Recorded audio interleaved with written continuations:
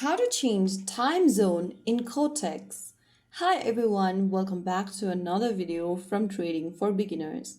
If you are in Quotex and trying to change the time zone because the charts or trading time looks confusing, then don't worry, you are not alone. First of all, launch open the Quotex application on your device or on a web browser and log into your account. Once you're inside, go ahead and click on the menu button at the top left corner, and in the expanded menu, click on Account. Inside the Account tab, scroll down and look for the time zone drop down and click on it. You can now go ahead and select a different time zone. Go ahead and choose one. After you do that, you'll be able to select a different time zone for your Quotex account.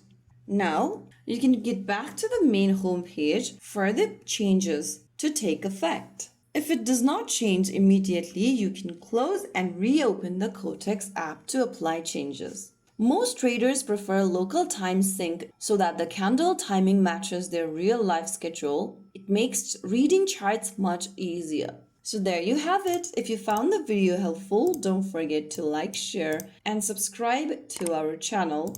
I will see you again in the next video. Stay tuned and thanks for watching.